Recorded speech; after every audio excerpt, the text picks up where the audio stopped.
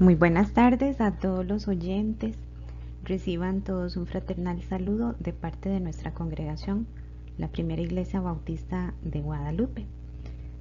Hoy queremos compartir con todos un estudio sobre la carta a la iglesia de Laodicea. Esta es la última de las 7 iglesias mencionadas en el libro de Apocalipsis. Y esta es una temática que hemos venido abordando en las últimas semanas. Queremos recomendar que además de tener su Biblia abierta en el capítulo 3 de Apocalipsis, que tengan también a mano, por lo menos marcado, el libro de Colosenses. Este libro de Colosenses es realmente muy pequeño, tiene 4 capítulos, es muy fácil de esquematizar, también es una carta y resulta muy interesante pues hacer un análisis de ambas cartas. Este libro de Colosenses viene siendo un referente a la experiencia de la iglesia de la Odisea, porque ambas compartieron en la historia un poco de la atmósfera, digámoslo así, del ambiente eclesial que se daba en ambas. Más adelante vamos a puntualizar esto. Hoy vamos a entonces primero leer la carta de la Odisea. Luego vamos a ver un poco del contexto histórico y geográfico, porque esto complementa un poquito la comprensión de las palabras usadas en la carta de la Odisea. Y también vamos a detallar la carta en sí misma, pero lo vamos a hacer por partes. Antes de dar inicio a la lectura de la carta, yo quiero rogarles que oremos juntos pidiéndole dirección a Dios. Oremos.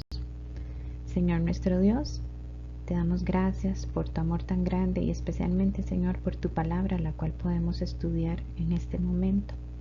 Te rogamos, Señor, que tu Espíritu Santo nos enseñe lo que tú quieres que aprendamos. Ayúdanos, Dios, danos sabiduría y abre nuestra mente para comprender. Te lo pedimos humildemente en el nombre de Cristo Jesús. Amén. Muy bien. Vamos a dar lectura a esta carta a la iglesia de la Odisea. Comienza en el versículo 14 del capítulo 3 y dice así: y escribe al ángel de la iglesia en la Odisea, como diciendo, escribe al líder de la iglesia. He aquí el Amén, el testigo fiel y verdadero, el principio de la creación de Dios. Dice esto: yo conozco tus obras, que ni eres frío ni caliente. Ojalá fueses frío o caliente, pero por cuanto eres tibio y no frío ni caliente, te vomitaré de mi boca. Porque tú dices, yo soy rico y me he enriquecido y de ninguna cosa tengo necesidad. Y no sabes que tú eres un desventurado, miserable, pobre, ciego y desnudo. Por tanto, yo te aconsejo que de mí compres oro refinado en fuego, para que seas rico, y vestiduras blancas para vestirte, y que no se descubra la vergüenza de tu desnudez, y unge tus ojos con colirio para que veas. Yo reprendo y castigo a todos los que amo. Sé pues celoso y arrepiéntete. He aquí yo estoy a la puerta y llamo. Si alguno oye mi voz y abre la puerta, entraré a él y cenaré con él y él conmigo. Al que venciere, le daré que se siente conmigo en mi trono, así como yo he vencido y me he sentado con mi Padre en su trono. El que tiene oído, oiga lo que el Espíritu dice a las iglesias. Muy bien, como les comentaba antes, eso es lo que vamos a abordar, lo que se está mostrando en esta diapositiva. Un poquito de contexto histórico para comprender las palabras expresadas por nuestro Señor Jesucristo. En esta diapositiva tenemos una foto de las actuales ruinas de la ciudad de Laodicea. Esta ciudad fue fundada en el año 250 a.C. 250 a.C., esto fue hace más de 2400 y resto de años. Esto fue hace mucho tiempo. Y resulta impresionante ver todavía algunas partes de estas ruinas, ver algunas partes de las edificaciones tan impresionantes, tan grandes, tan bien hechas, probablemente porque son muchos años. Bueno, esta ciudad dice la historia que fue fundada por un gobernador que se llamó Antíoco II.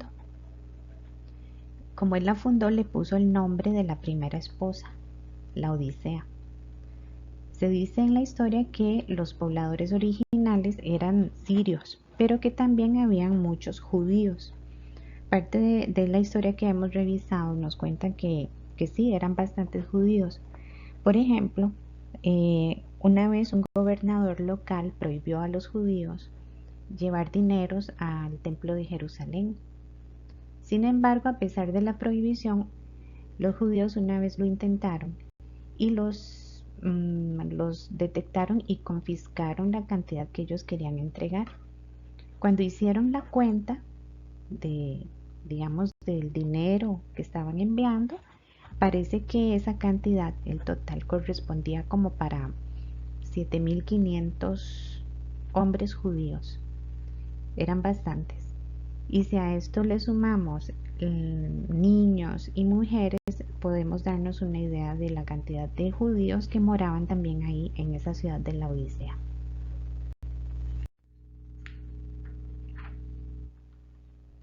Respecto a la ubicación de esta ciudad, queda a 160 kilómetros al este de la costa de Éfeso, la costa occidental. Y esto es tierra adentro, bastante adentro. Entonces, se hace importante mencionar estas otras dos ciudades vecinas. Hierápolis quedaba a 10 kilómetros y Colosas a 15 kilómetros.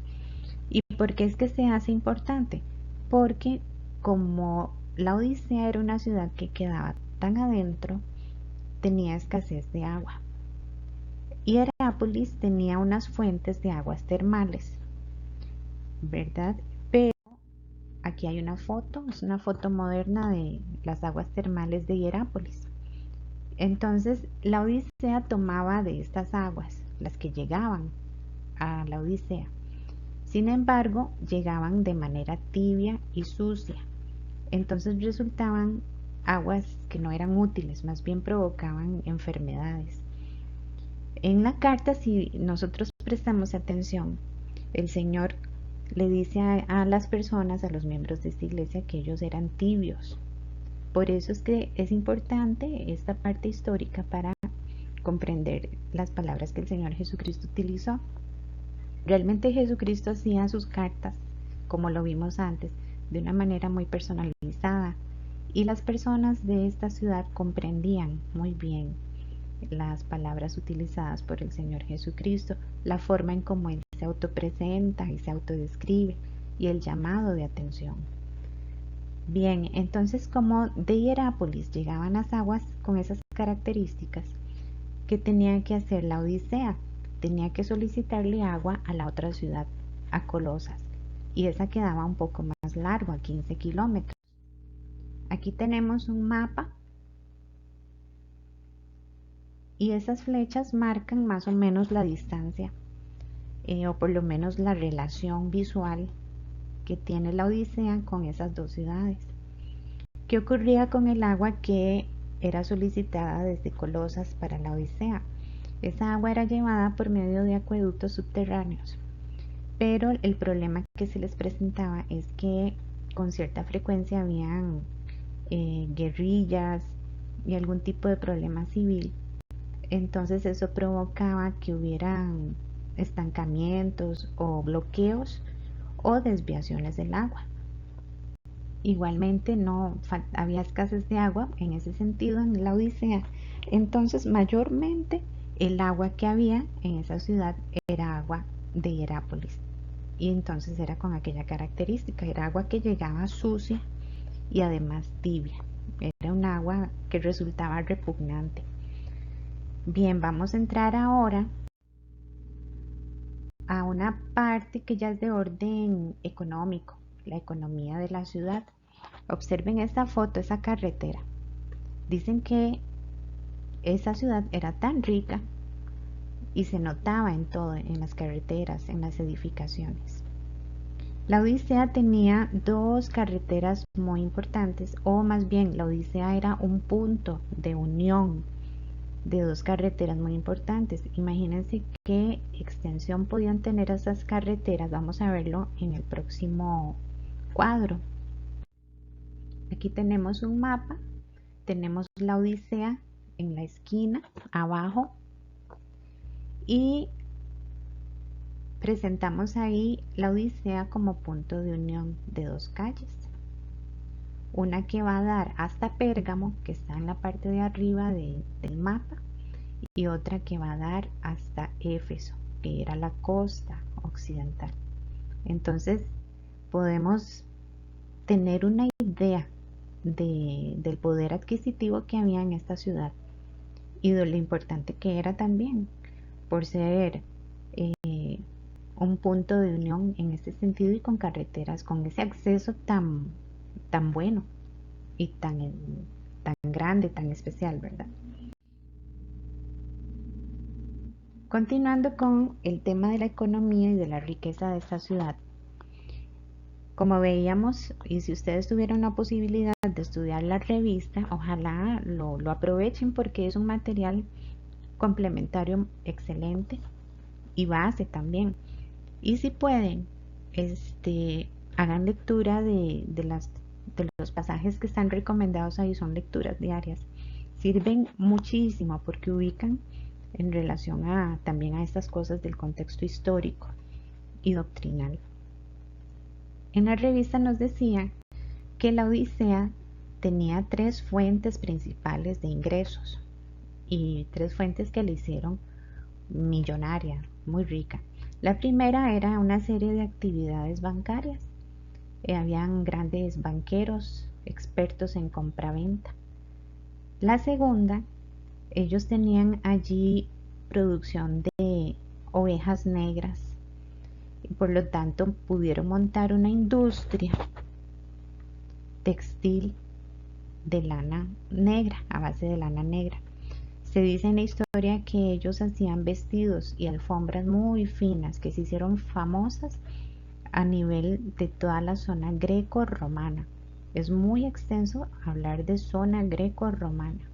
Entonces este tipo de productos a base de lana negra hacía muy famosa a la ciudad de la Odisea.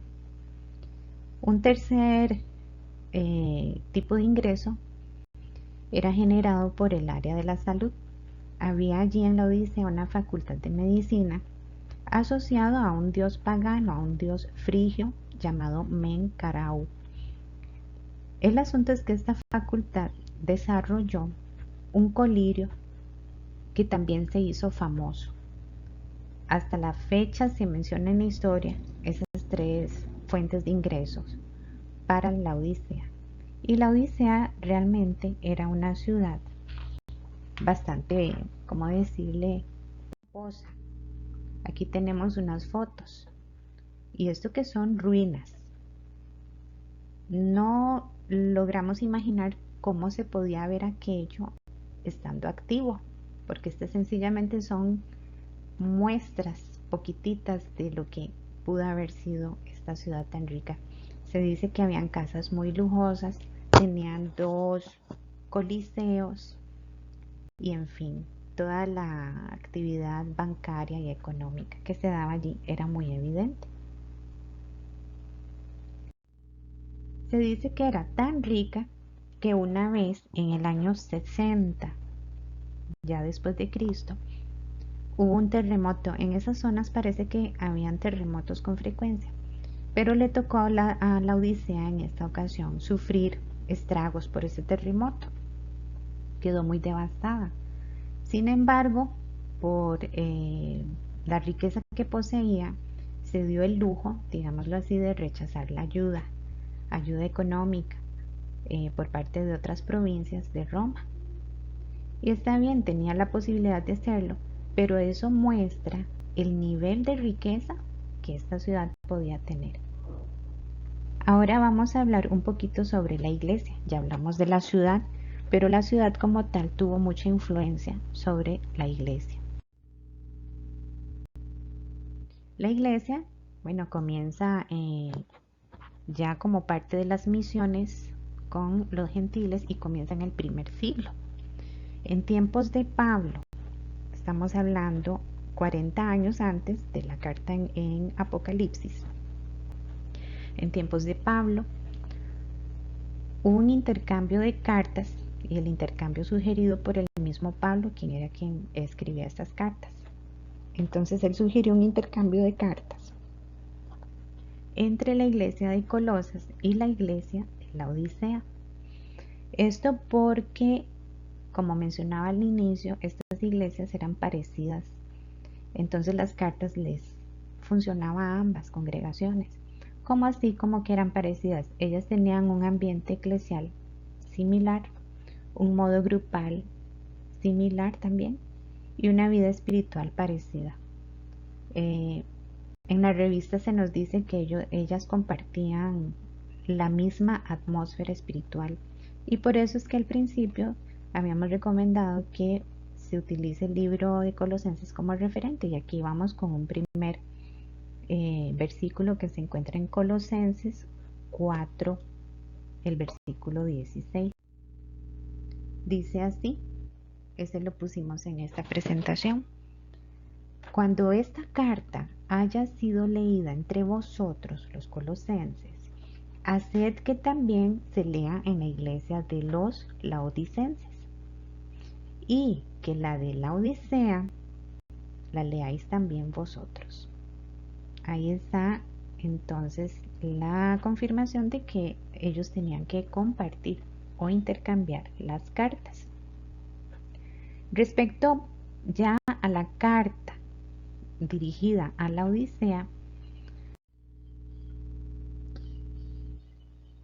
como vimos antes, realmente el mensaje no es nada positivo. De hecho, se le califica a la iglesia como la tibia. Entonces, como no hay nada para elogiar, Cristo va directo con el reproche o la reprimenda. Y en cierta manera trata de la indiferencia para con el Señor Jesucristo. Trata de la falta de definición y de tomar en serio a nuestro Señor Jesucristo, de tomar en serio las cosas de Dios.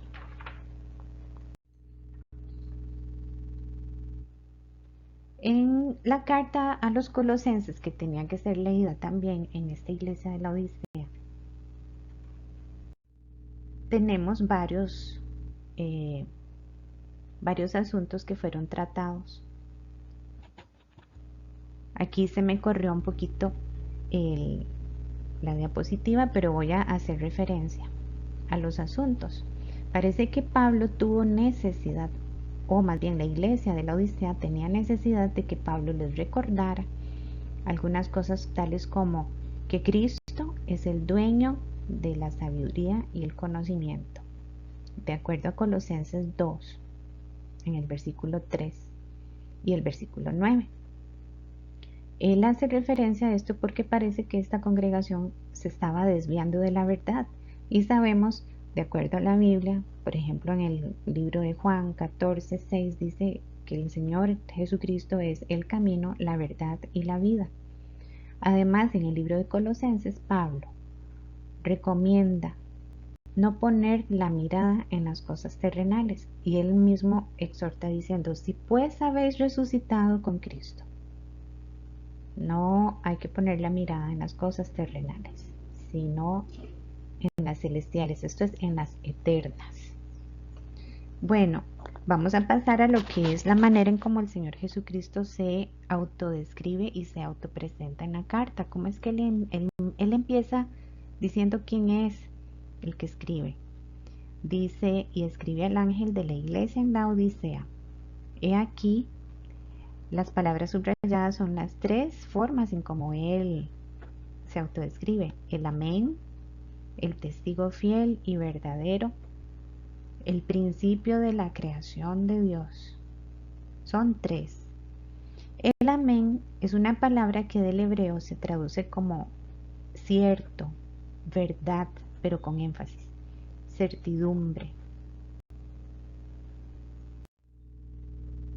una confirmación que no cambia. Eso se refiere o significa del hebreo el amén. El Señor Jesucristo se presenta como el amén. Podríamos decir, el Señor Jesucristo se presenta como el que no cambia, como el que confirma las cosas. Recordemos que en la Biblia hay porciones, hay pasajes que terminan con amén, como diciendo, confirmado, esto no va a cambiar.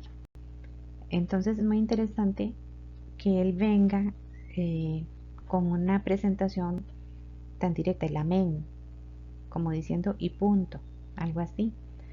Es necesario mencionar aquí que la forma en cómo Él se presenta, no solo en esta, sino en las demás cartas, la forma tiene que ver con algunas fallas. La forma en que Él se menciona tiene que ver con algo que Él va a reclamarle a la iglesia.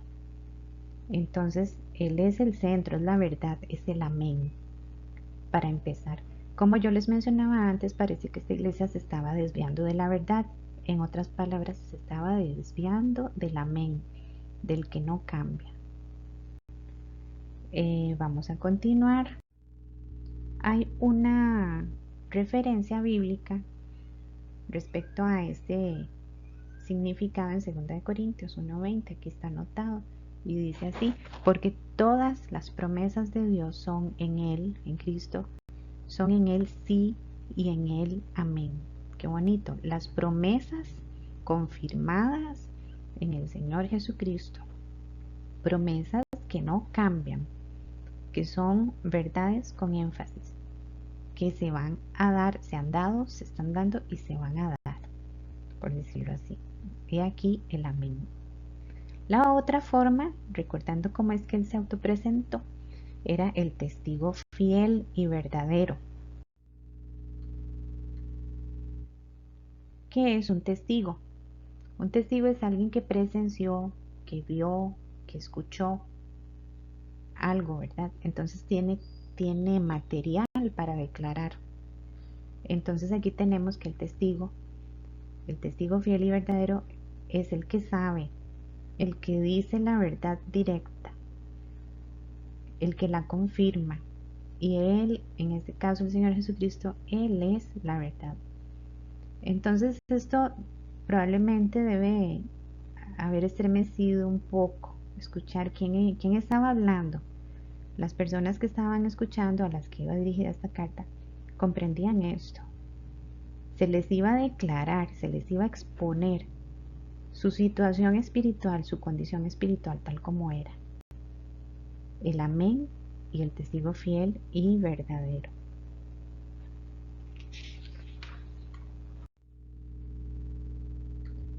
La tercera forma en cómo Él se presenta es de mucha atención. Él se presenta como tercer aspecto como el principio de la creación de Dios. Como yo les mencionaba antes, todas estas maneras de presentarse apuntaban a corregir algo en la congregación. De acuerdo a estos tres pasajes, y quizás hay muchos más, de hecho hay muchos más, se confirma que Cristo Él mismo es el origen de la creación.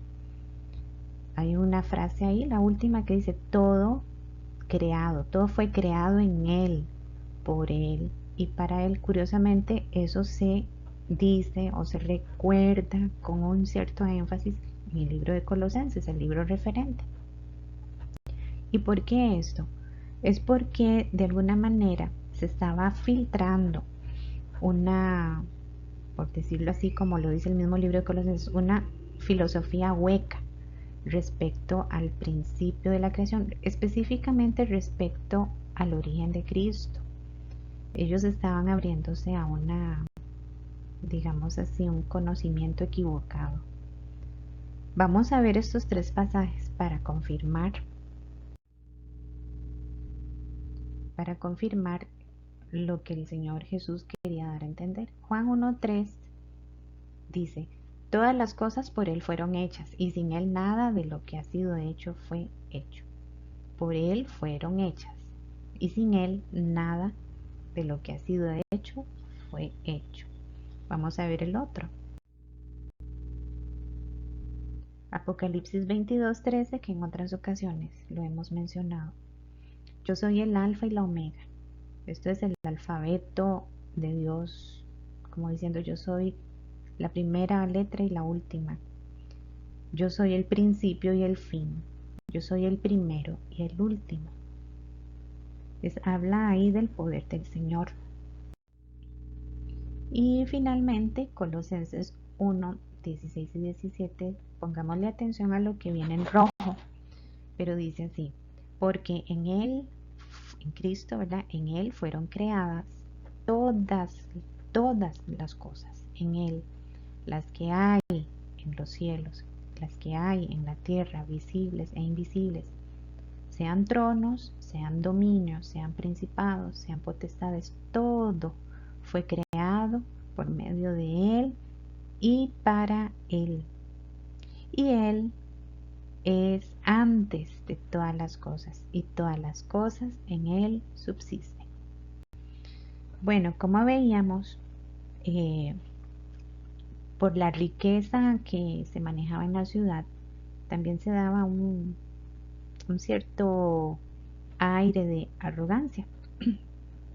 Pues igualmente había un cierto aire de arrogancia en cuanto a lo que era el conocimiento. Entonces se cree que se estaba filtrando por ahí una filosofía o una doctrina falsa respecto a si Jesús fue creado. Y no, Él no es, cuando dice que Él es el principio de la creación, no está diciendo que es el primero en que fue creado. Sencillamente es que a partir de Él fue creado todo, como dice aquí, todo fue creado por medio de Él, fue Él quien creó. Como se nos ha enseñado en otras ocasiones, Jesucristo fue el ejecutor de toda la creación. Todo fue creado por medio de Él y para Él, y Él es antes de todas las cosas. Entonces parece que Colosas, la iglesia de Colosas y la Odisea tenían esta cuestión en común. Y Pablo necesitaba, por lo menos con Colosas y con la otra iglesia, afirmar esta doctrina. Entonces viene Jesús, escribe esta última carta por medio del apóstol Juan en el libro de Apocalipsis y tiene que presentarse de esta manera, como el amén, el testigo fiel y verdadero, el que va a declarar todo abiertamente. Y además como el principio de la creación, como afirmando algo que ellos estaban como perdiendo un poquito de vista. Bueno, ahora vamos a entrar a lo que es la queja del Señor Jesucristo. Ya se presentó. Ahora vamos a ver qué es lo que dice en el versículo 15 y 17. Dice así: yo conozco tus obras. Esto lo que quiere decir es, conozco tus frutos, como mencionaba el propio Señor Jesucristo en Mateo, me parece que 7:16, que dice, por sus frutos los conoceréis. Y como que Él está hablándole a la Odisea, yo conozco tus frutos, sé muy bien de fondo cómo está tu condición espiritual. Yo sé por los resultados que estoy viendo cómo es que está tu corazón. Y es que las obras, sean buenas o sean malas, reflejan la condición espiritual de cada persona. Y continúa diciendo, es que ni eres frío ni caliente. Ojalá fueses frío o caliente, pero por cuanto eres tibio, esa es una llamada o una reprensión muy estremecedora. Por cuanto eres tibio y no frío ni caliente, te vomitaré de mi boca. Recordemos que las aguas de Hierápolis, ya cuando llegaban a la ciudad de la Odisea, eran aguas no útiles, no servían, más bien enfermaban, porque llegaban sucias y tibias. Entonces por eso el Señor Jesucristo se expresó en esa forma. Estas personas estaban comprendiendo. Y en relación a que Él hace mención de que ni eres frío ni caliente, es que una persona fría Es alguien que rechaza de plano el tener una relación con el Señor Jesucristo. Una persona fría, fría es que pone un muro. Él no es vacilante en eso y no pretende mostrarse, digámoslo así, con una actitud de hipocresía en ese sentido. Y lo opuesto, una persona creyente, caliente, es un corazón ardiente, un corazón fervoroso, un corazón transformado, un corazón que está vivo, un corazón que vive para el Señor, un corazón que anhela la compañía y la comunión del Señor. Pero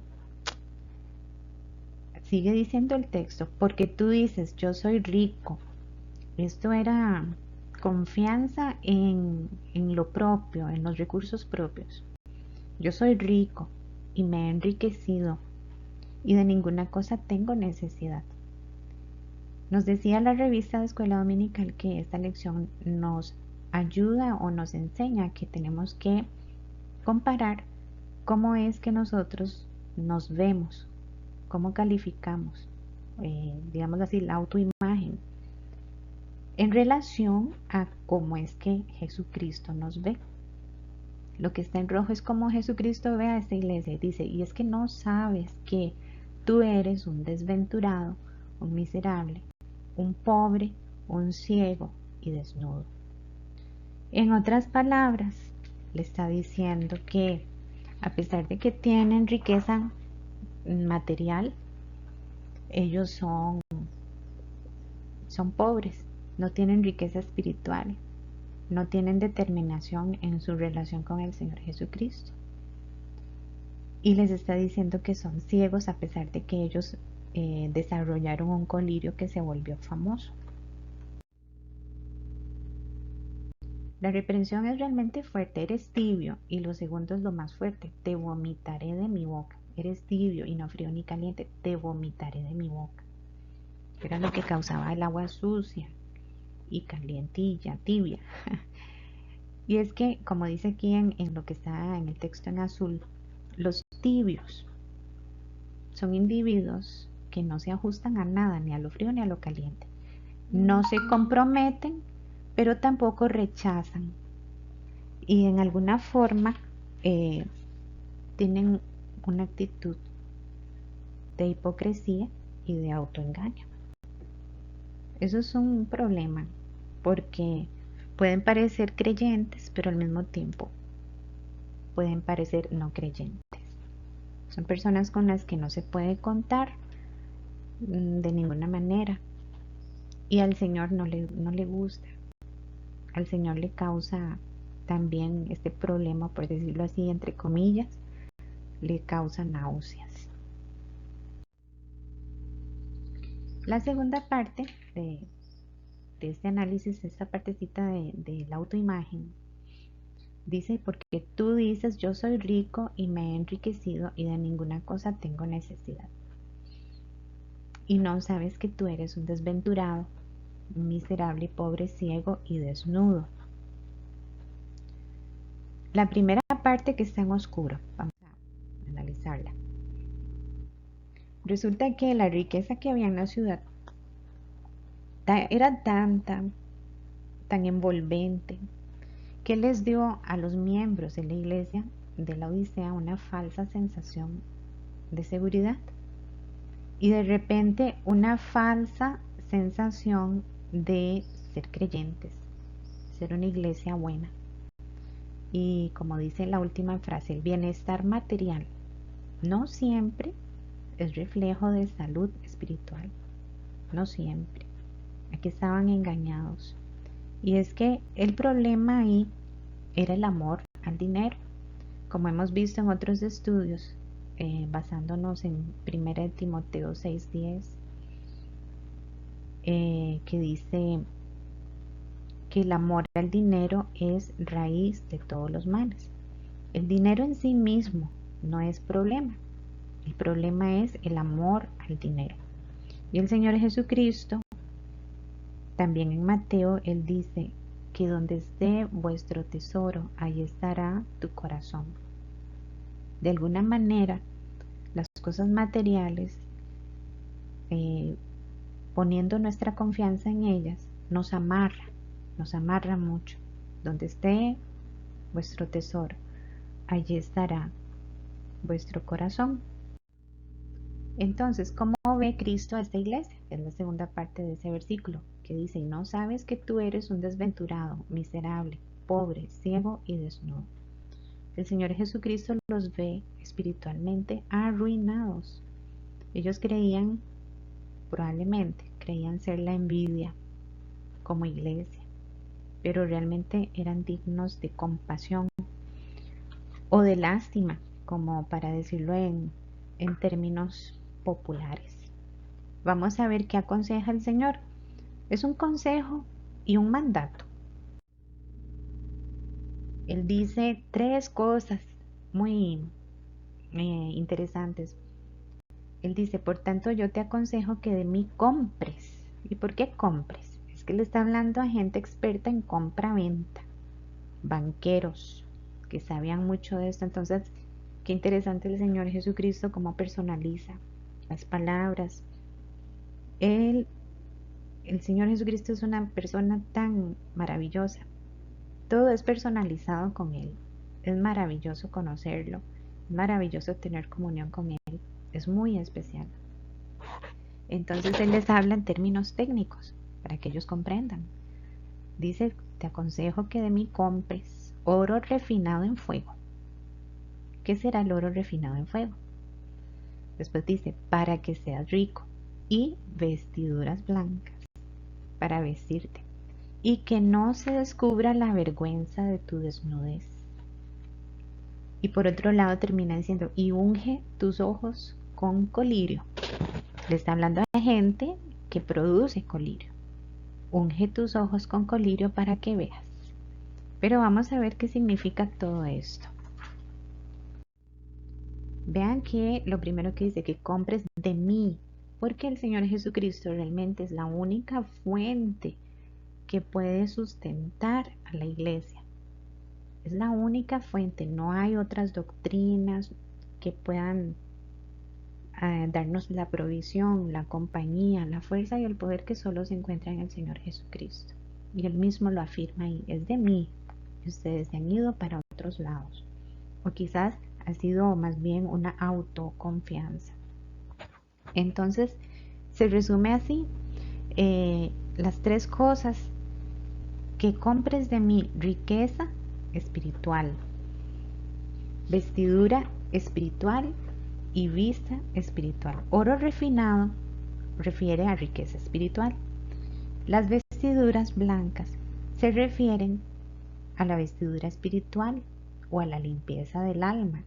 Y la vista espiritual se refiere al colirio que él está recomendando, que en el fondo tiene que ver con lo que es la función del Espíritu Santo. Hay un versículo en Primera de Pedro 1:7, recomendado también en la clase de escuela dominical, en la revista, perdón, que dice, ven qué bonito, la riqueza espiritual que es la fe en Cristo. El oro refinado por fuego es la riqueza espiritual. ¿Qué es ese oro? Es la fe en Cristo. Y el texto dice así, para que sometida a prueba vuestra fe, vean cómo se califica la fe en Jesucristo, más preciosa que el oro. La fe en Cristo vale más que toda la riqueza. Hay un pasaje que dice de que le sirve al hombre ganar el mundo entero y perder el alma. De nada. La fe en Cristo es más preciosa que cualquier riqueza. Voy a leer todo el versículo que dice, para que sometida a prueba vuestra fe, mucho más preciosa que el oro, el cual, aunque perecedero, se prueba con fuego, esa fe en Cristo sea hallada en alabanza, gloria y honra cuando sea manifestado Jesucristo. Y es que si en algo tenemos que alabarnos, hay un pasaje en Jeremías 9, 23 y 24, yo voy a parafrasearlo porque dice algo respecto a la autoalabanza. Entonces dice, si en algo tiene alguien que autoalabarse, que no sea en la propia sabiduría, que no sea en la propia valentía, que no sea en las riquezas. Si alguien tiene que alabarse, que sea en conocerme y entenderme. Y es que la fe en Cristo se desarrolla a partir de una relación personal con Él. Se desarrolla a partir de amistad con Él, de conocerlo. ¿Y cómo viene esa fe? ¿Cómo se desarrolla la fe? Dice la Biblia en Romanos 10:17, que es por el oír, y el oír la palabra del Señor. Por eso es que la palabra del Señor contiene todo respecto a nuestro Señor Jesucristo. Como decía, él mismo decía en el pasaje de Apocalipsis, yo soy el alfa y la omega. Nuestro Señor Jesucristo es el sujeto central, como lo hemos mencionado muchas veces en nuestra congregación, el sujeto central. En el Antiguo Testamento se habló de él como un anuncio, el Mesías futuro. Y ya en el Nuevo se habla de él, su historia, su ministerio cumplido. Muy bien, vamos a pasar a la otra. Esto refiere entonces, compres de mí oro refinado pasado por fuego, que tiene que ver con riqueza espiritual y específicamente se trata de la fe en Cristo. La vestidura blanca. Vean qué interesante. En esa ciudad había una industria textil a base de lana negra. Y el opuesto que ofrece el Señor Jesucristo son vestiduras blancas. ¿Qué cosa? Y tiene que ver con la limpieza del alma.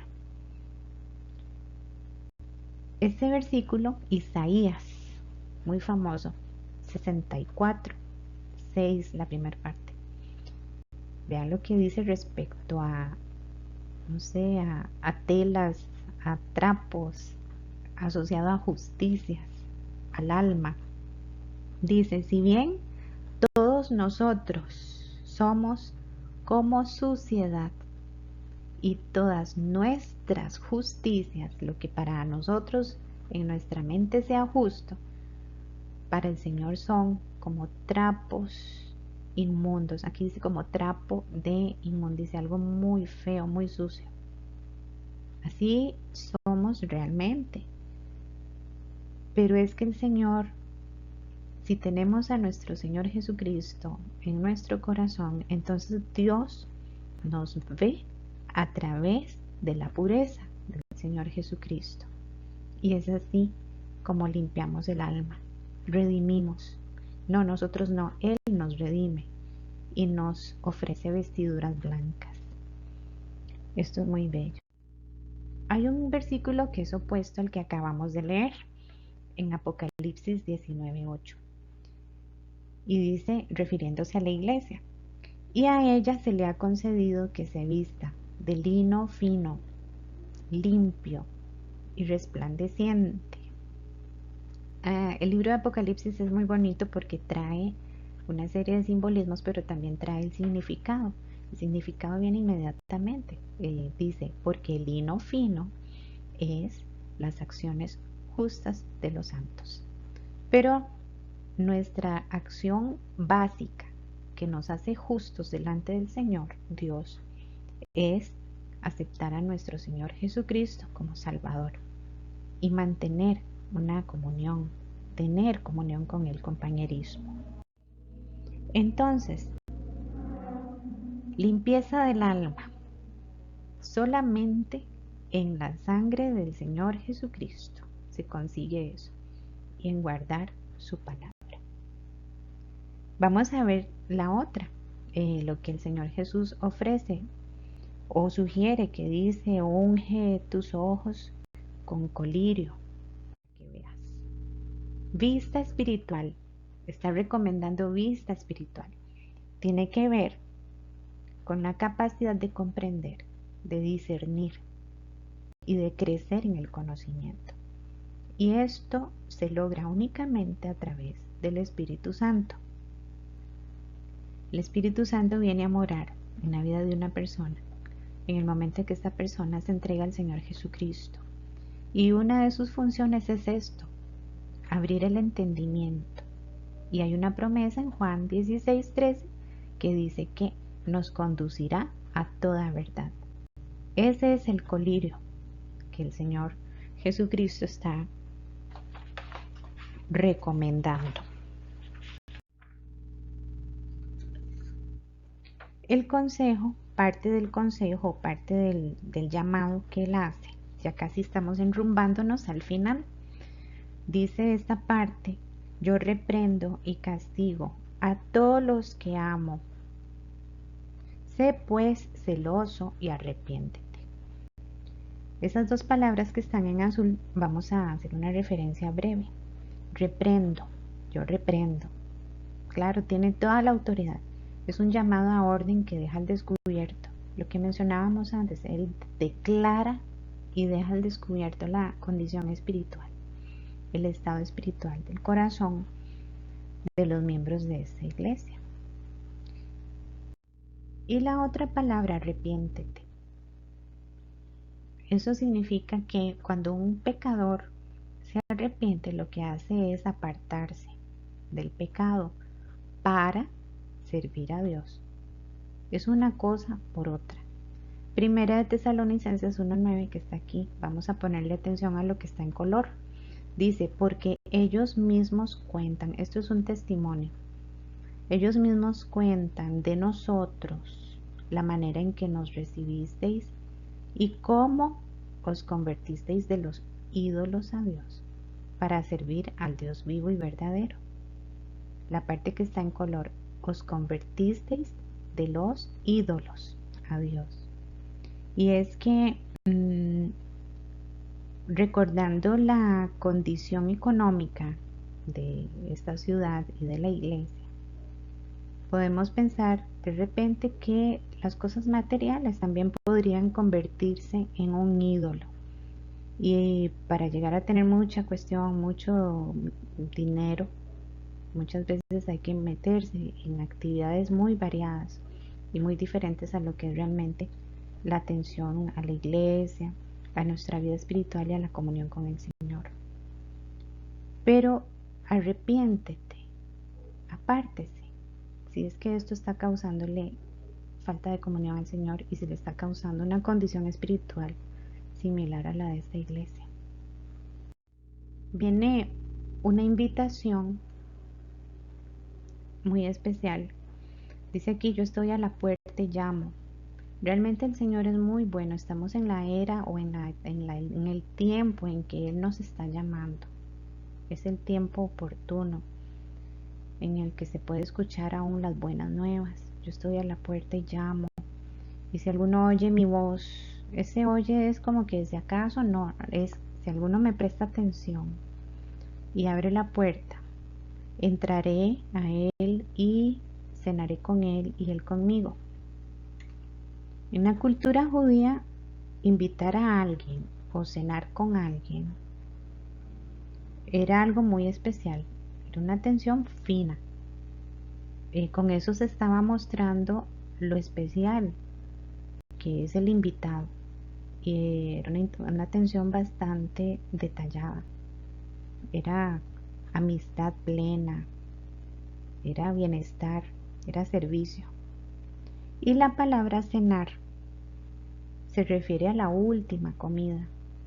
Entonces aquí el Señor de alguna manera nos está diciendo, el que me abre la puerta, el que me abra su corazón, al final de las cosas, al final de los tiempos, va a estar conmigo en una forma tan especial. Y no solamente en una relación de Jesús hacia el creyente, sino que va a ser mutuo, compañerismo. Por eso se habla de comunión y de amistad. Bueno, el último versículo dice, al que venciere, le daré que se siente conmigo en mi trono, así como yo he vencido y me he sentado con mi Padre en su trono. Esto lo que hace es reafirmar una promesa y una verdad de que viviremos y reinaremos con nuestro Señor Jesucristo. La primera frase antes de la coma dice, al que venciere.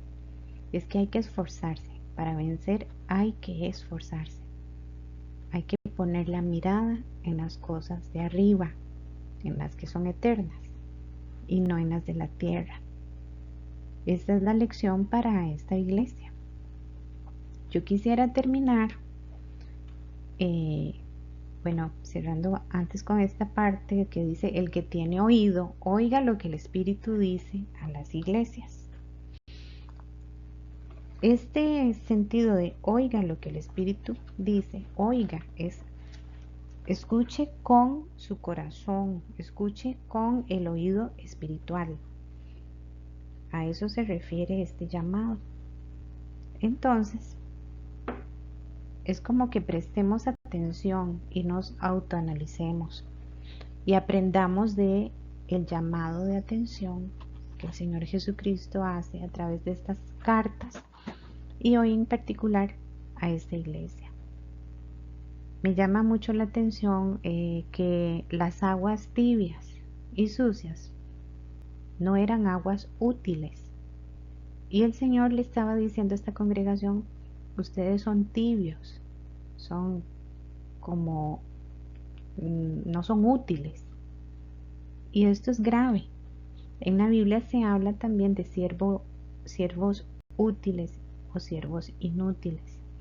Nosotros fuimos planeados, de acuerdo a Efesios 2:10, fuimos planeados en el Señor Jesucristo para buenas obras, y fueron obras que nuestro Dios planeó anticipadamente para que anduviéramos en ellas. No es una casualidad que nosotros existamos, hay un propósito. Y si nosotros entregamos nuestra vida al Señor Jesucristo, si nos entregamos sinceramente y como debe ser, nosotros seremos útiles, siervos útiles en sus manos. Y este es el deseo de nuestro Señor Jesucristo y de nuestra congregación. Quiero terminar, además, leyendo un versículo que se encuentra en el libro de Colosenses, el libro que era referente. Vamos a ir al capítulo 2.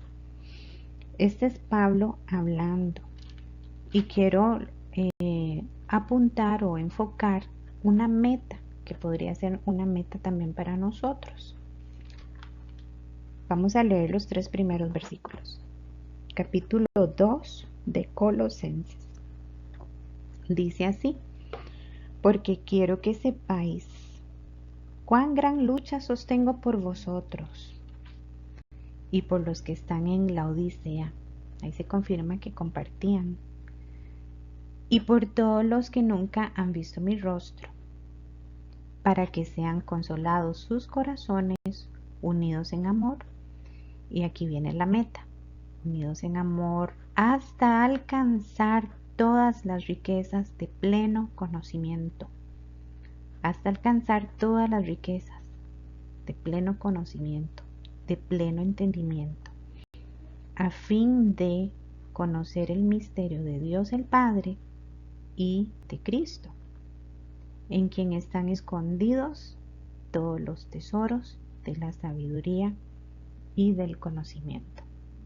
Para poder crecer en conocimiento, tenemos que ir al Señor Jesucristo, que es el recipiente que contiene todo.